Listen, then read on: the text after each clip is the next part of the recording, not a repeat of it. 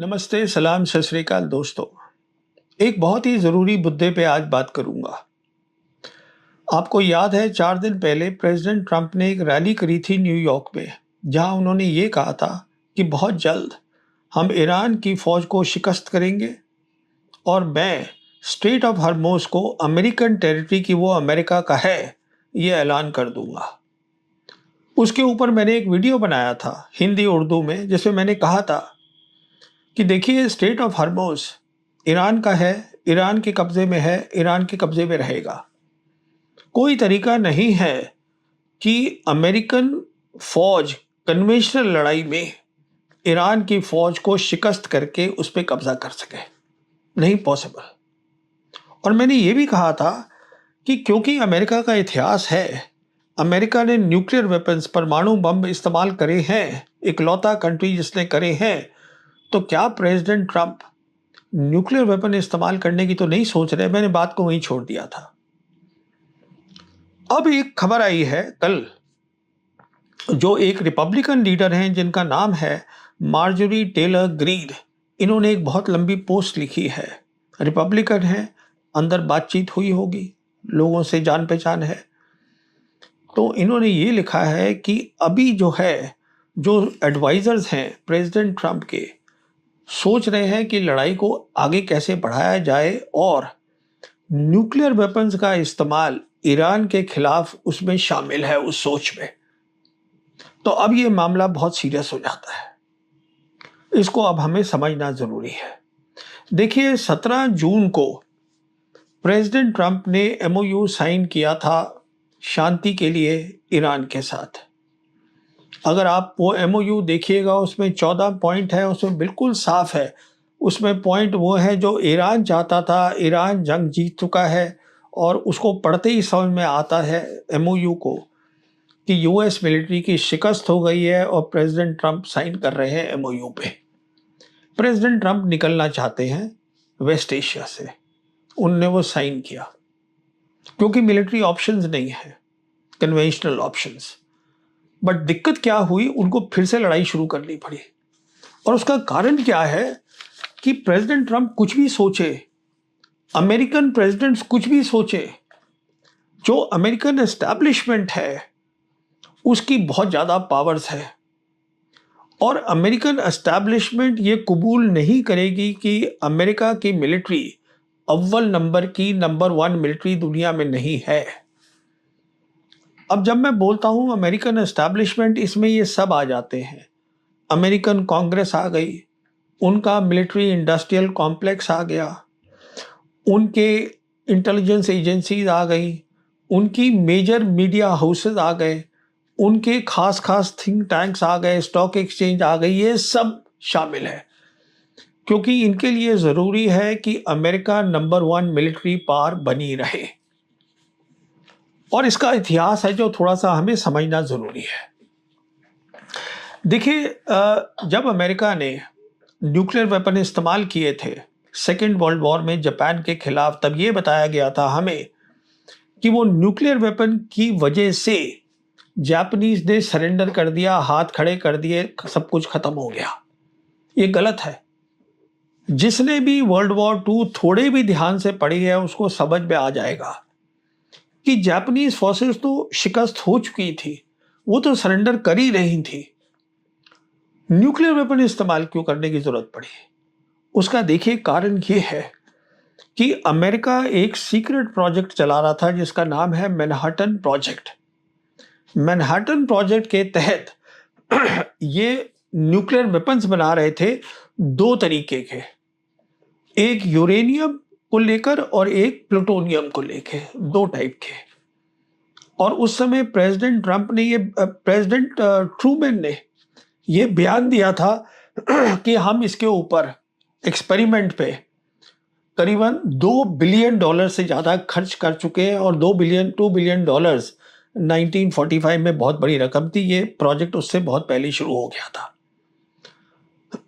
तो अब उनको वो प्रोजेक्ट टेस्ट करना था, इसलिए अमेरिका ने एक बॉम्ब नहीं फेंका जापान पे, एक ही काफ़ी था।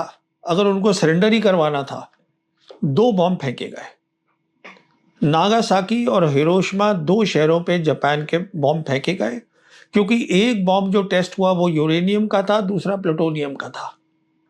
वो टेस्ट हो गए। वो उसको कितना नुकसान हुआ, कितने लोग मरे, करीबन 2.5 लाख लोग मर गए और बहुत तबाही हुई, जिसका सबको इल्म है। और हासिल क्या किया अमेरिका ने, सोवियत यूनियन को ये बता दिया कि देखिए हम नंबर 1 मिलिट्री पावर हैं दुनिया के। वो दूसरी बात है, साथ साथ उनके ह्यूमन राइट्स ग्रुप्स होते हैं, वो हर बार चिल्लाना शुरू कर देते हैं कि ये नहीं करना चाहिए था। उसकी कोई अहमियत नहीं है, एस्टैब्लिशमेंट की बात है। तो उन्होंने उस समय न्यूक्लियर वेपन इस्तेमाल करे, दोबारा करे। दोबारा बताता हूँ, 1950s में फिर से एक बार असेस करा गया कि यूएस मिलिट्री सोवियत मिलिट्री से कम हो गई है। सोवियत मिलिट्री जो है उसकी कन्वेंशनल कैपेबिलिटीज, मतलब उसके पास कितने टैंक्स हैं, कितने गन्स हैं, कितने शिप्स हैं, वो अमेरिकन मिलिट्री से ज़्यादा हो गए हैं।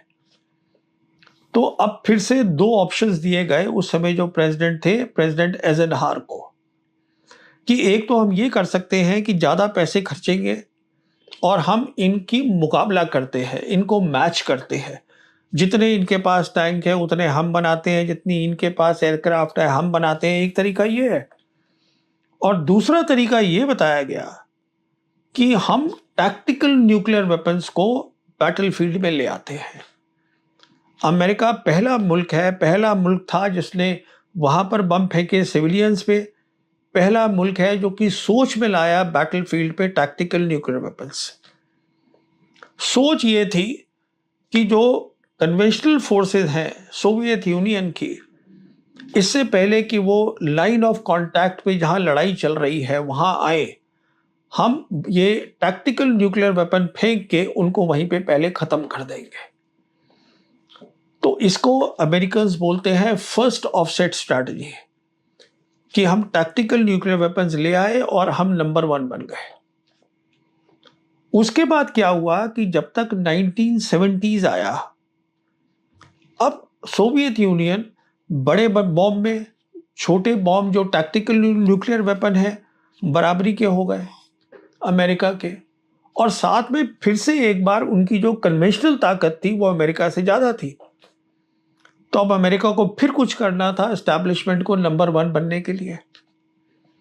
तो अब उन्होंने ये सोचा कि देखिए टैक्टिकल न्यूक्लियर वेपन तो रहेंगे ही रहेंगे, साथ में स्पेस अंतरिक्ष की मदद से हम long range conventional precision munition fire करेंगे। मतलब लंबी रेंज के एक्यूरेट मिसाइल्स जो कि गाइड हो रही हैं स्पेस से, उस पे हम फायर करेंगे। आइडिया यही रहेगा कि जो कन्वेंशनल कैपेबिलिटीज हैं सोवियत यूनियन की, इससे पहले कि वो फ्रंट लाइन पर आए, उनको हम इस तरीके से खत्म कर देंगे। ये सेकंड ऑफसेट स्ट्रैटेजी बन गई, मतलब हम फिर नंबर 1 है।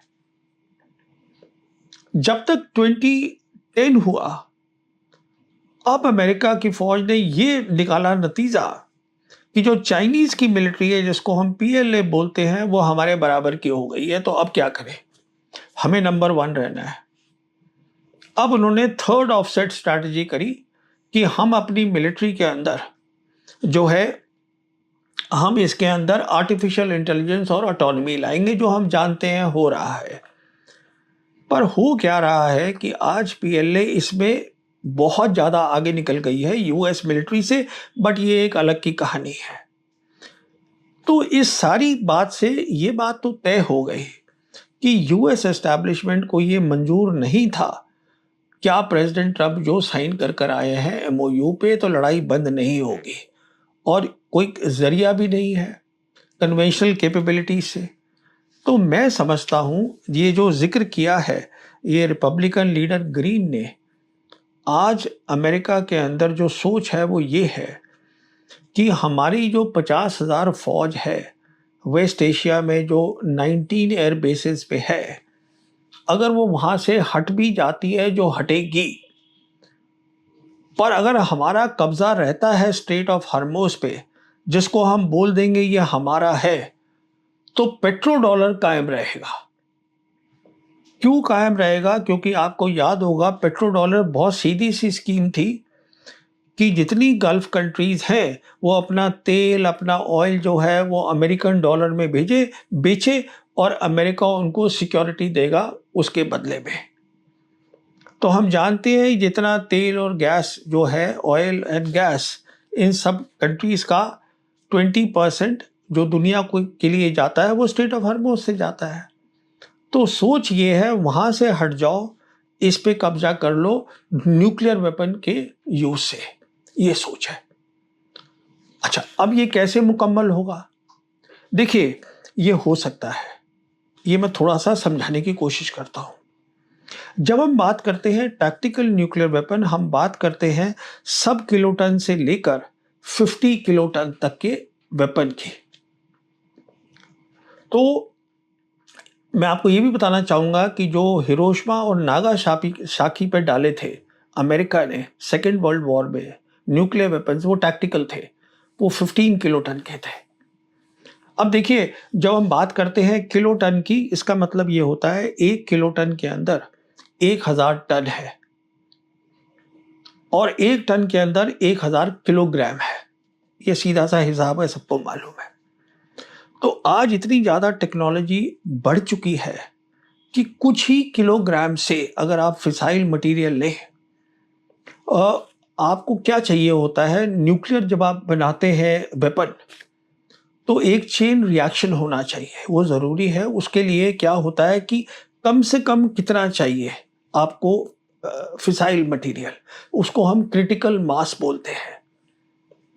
तो कुछ किलोग्राम यूरेनियम का या प्लूटोनियम का आप जो भी बना रहे हैं, बहुत कम से आज टेक्नोलॉजी के कारण क्रिटिकल मास बनाया जा सकता है, जिससे कि चेन रिएक्शन हो जाए और न्यूक्लियर वेपन इस्तेमाल हो जाए। हम जानते हैं जब न्यूक्लियर वेपन इस्तेमाल होता है 3 चीज़ें होती हैं। एक तो ब्लास्ट होता है, दूसरा उसमें थर्मल होता है, आग लग जाती है, और तीसरा उसमें क्या होता है, रेडिएशन होती है। जितने भी लोग होते हैं आसपास, उसमें रेडिएशन की रेज जाती हैं। और हम जानते हैं, हमने देखा है in the case of Japan कि अगली नस्लें भी खराब हो जाती है, जीन्स खराब हो जाती है, दे गेट डिस्टॉर्टेड। कहने का मतलब ये है कि पॉसिबल है टेक्निकली आज स्ट्रेट ऑफ हॉर्मुज़ का जो चोक पॉइंट है उसको खोल दिया जाए with the use of very small, जिसकी लिमिटेड रेंज हो, लिमिटेड सब ब्लास्ट वगैरह हो, विद अ सब किलोटन, कुछ केजीज का न्यूक्लियर वेपन के साथ। तो मैं समझता हूँ ये है सोच इस समय अमेरिका की कि हम इस पे कब्जा करेंगे स्ट्रेट ऑफ हॉर्मुज़ पर इस तरीके से, और इसको अपनी टेरिटरी अनाउंस करके पेट्रो डॉलर्स जारी रखेंगे। अब देखिए, अब उसका क्या हश्र होगा ये किसी ने नहीं देखा, बट क्या जो हम जानते हैं वो ये है कि आज दुनिया में बहुत सारे मुल्कों के पास न्यूक्लियर वेपन्स हैं। और हम ये भी जानते हैं, नॉर्थ कोरिया ने तो खुलेआम ऐलान किया हुआ है कि अगर ईरान के खिलाफ कहीं भी न्यूक्लियर वेपन इस्तेमाल होगा तो नॉर्थ कोरिया जो है वो आके खड़ा हो जाएगा ईरान के साथ। अब साथ ये भी एक बात हो रही है, बहुत सारे एनालिस्ट बोल रहे हैं कि हो सकता है ईरान ने ऑलरेडी न्यूक्लियर वेपन बना लिया हो, क्योंकि हम जानते हैं, ये आईएईए की रिपोर्ट है कि ईरान के पास फिसाइल मटेरियल जिससे आप न्यूक्लियर वेपन बनाते हैं वो करीबन 440 किलोग्राम है, और जो कि 60% एनरिचमेंट हो रखा है, और उनके पास काबिलियत है लोगों के पास बहुत कम वक्त के अंदर उसको करीबन 10 से 12 बॉम्ब बनाए जा सकते हैं। बट सवाल ये है, क्या ईरान ने ये किया होगा? तो 2 कारण है, मैं समझता हूँ ईरान ने नहीं किया होगा। एक कारण है जो मैं पहले भी बता चुका हूँ कि देखिए, ईरान एक रीजनल फ्रेमवर्क बना रहा है जिसमें एक खास चीज़ है जो मैंने समझाई है, जॉइंट डिफेंस एग्रीमेंट जो हुआ है। रीजनल एग्रीमेंट, इसका रीजनल फ्रेमवर्क का मतलब है कि सारी रीजन की कंट्रीज जब अमेरिका की फौज चली जाती है तो वो अपनी सिक्योरिटी खुद देखेंगी, अपने मसले खुद हल करेंगी। इसलिए ईरान के लिए ज़रूरी है कि हर कंट्री ये देखे ईरान को कि वो पार्टनर कंट्री है, अगर उसके पास बम हो जाएगा तो फिर वो पार्टनर कंट्री नहीं रहेगा, वो हेजीमॉन बन जाएगा। फिर सऊदीज भी कहेंगे हमें भी चाहिए अब, क्योंकि ये हमें बुली करेंगे, अब हमें भी न्यूक्लियर वेपन चाहिए। एक तो ये बात है। दूसरी बात ये है कि देखिए, ईरान ने एनपीटी साइन करा हुआ है as a non nuclear weapon state. Iran जो है एक समझदार मुल्क है, पहले वो वहां से निकलेगा, एनपीटी से निकलना अपना अनाउंस करेगा, उसके बाद कुछ करेगा। तो उसने ऐसी कोई अनाउंसमेंट नहीं करी है। मैं समझता हूं एक, क्योंकि मैंने कहा अब सारे मुल्क इस बारे में सोच रहे होंगे जो मैं आपको बता रहा हूं। चाइना इसके अंदर बहुत कुछ कर सकता है, और मैं इसलिए कह रहा हूं कि हम जानते हैं, जहां तक ताल्लुक है अमेरिका का आज नेशनल डेट $40 ट्रिलियन है, और अमेरिका की जो जीडीपी है वो $32 ट्रिलियन है। इसका मतलब अमेरिका कमाता कम है एक साल में, खर्चा ज़्यादा करता है, इसलिए उस पर कर्जा ज़्यादा हो गया है। और अब जो रिपोर्ट्स हैं वो ये साफ बोल रही हैं कि अमेरिका को हर साल $3 ट्रिलियन का अपना डेट जो है वो बेचना है, अपनी इकॉनमी को स्टेबलाइज करने के लिए, ठीक रखने के लिए। डेट बेचने का मतलब ये होता है कि जब आप पेट्रो डॉलर्स में ट्रेड कर रहे हैं, और जब ये जीसीसी कंट्रीज अपना तेल डॉलर में बेच रही हैं, तो जो मुल्क जिनको ये चाहिए है, वो जो है अमेरिकन डेट जो होता है, जो कि ट्रेजरी बॉन्ड्स हैं, वो ट्रेजरी बॉन्ड्स खरीदते हैं। तो अब सबसे बड़ी इशू ये है कि देखिए, जहाँ तक यूरोप का सवाल है, यूरोप की इकॉनमी तो वैसे ही बहुत डावाडोल है, वो तो जा रही है रिसेशन की तरफ। जहाँ तक जापान का ताल्लुक है, जापान अपने ट्रेजरी बॉन्ड्स बेच रहा है, अमेरिकन ट्रेजरी बॉन्ड्स, क्योंकि वो अपनी करेंसी को स्टेबलाइज कर रहा है। इकलौता कंट्री है चाइना, जिसके पास आज करीबन $800 बिलियन ट्रेजरी जो बॉन्ड्स है, जो डेट है अमेरिका का, उसके पास है। अगर आज चाइनीज बोल दे अमेरिकन्स को, पब्लिकली नहीं, उनको बता दे कि हम आपका आधा या हम आपका बहुत सारा जो ट्रेजरी बॉन्ड है हम बेच रहे हैं, तो प्रॉब्लम खड़ी हो जाएगी अमेरिका के अंदर। उनका इन्फ्लेशन बढ़ जाएगा, स्टॉक मार्केट क्रैश कर जाएगी, और इकॉनमी की बहुत बुरी हालत हो जाएगी। फिर हम जानते हैं वो रेयर अर्थ्स है, जो अमेरिकन का जो असला है, कन्वेंशनल कैपेबिलिटीज, उसकी सारी कंट्रोल जो है वो चाइना के पास है। और अगर ये चाइना, अब जानते हैं उनके राष्ट्रपति शी जिनपिंग सितंबर में उनका जाना है चाइना, अमेरिका, उनकी विजिट है जिसकी तैयारी हो रही है। कुछ मसले हैं जिन पे बातचीत चल रही है, और वो उसमें ना जाए उसमें भी। तो देखिए, चाइना इकलौता मुल्क है जो इसमें बहुत कर सकता है, और मुझे पूरी उम्मीद है वो कर रहा होगा। अब थोड़ी सी बात इंडिया की करनी ज़रूरी है। देखिए, इंडिया का जहाँ तक ताल्लुक है, मेरे मुल्क का, हम जानते हैं 9 मिलियन मतलब 90 लाख इंडियंस काम करते हैं आज गल्फ कंट्रीज में। अब ये जो रिपोर्ट आई है या जो भी पोस्ट आई है, इसके बेसिस पे तो वो वापस नहीं आ जाएंगे, उनकी रोजी रोटी है वहाँ पर। तो हिंदुस्तान की सरकार को एक काम तो ये करना चाहिए, अपनी पूरी जो एयर पावर है, पूरी जो स्कीम है, वो सब क्लियर करनी चाहिए, तैयार रहना चाहिए for emergency airlift of so many Indians from gulf. क्योंकि अगर उन्होंने वाकई ये इस्तेमाल कर लिया वहाँ पर खोलने के लिए स्ट्रेट ऑफ हॉर्मुज़ को, तो उसका बहुत सीरियस इम्प्लीकेशन हो सकता है, और हमारे लोग वहाँ मरने नहीं चाहिए। दूसरी बात मैं आपको ये बताना चाहूँगा कि अभी कल ही जो प्रेसिडेंट ट्रंप हैं, उन्होंने सोशल पोस्ट पे तारीफ कर दी है ये जॉइंट डिफेंस एग्रीमेंट की, ये बहुत अच्छी चीज़ है। उन्होंने ये कह दिया है कि इसके जरिए जो रीजन की कंट्रीज़ हैं वो अपनी सिक्योरिटी खुद देखें, इससे मुझे खुशी होती है। इसका मतलब जो मैं आपको पहले बात बता रहा था कि उनका प्लान है कि यहाँ से हम निकलेंगे पर स्ट्रेट ऑफ हॉर्मुज़ को अपना डिक्लेयर कर देंगे, तो ये स्कीम चल रही है उनकी। कहने का मतलब ये है, हमारी सरकार, मोदी सरकार की फॉरेन पॉलिसी बिल्कुल गलत है। हम एक ऐसे मुल्क के साथ जुड़े हुए हैं जो इस समय अमेरिका है, जो शार्प डिक्लाइन में है, मल्टीपोलर वर्ल्ड में। हमारे पास और ऑप्शंस है, हम उनका इस्तेमाल नहीं कर रहे पूरा।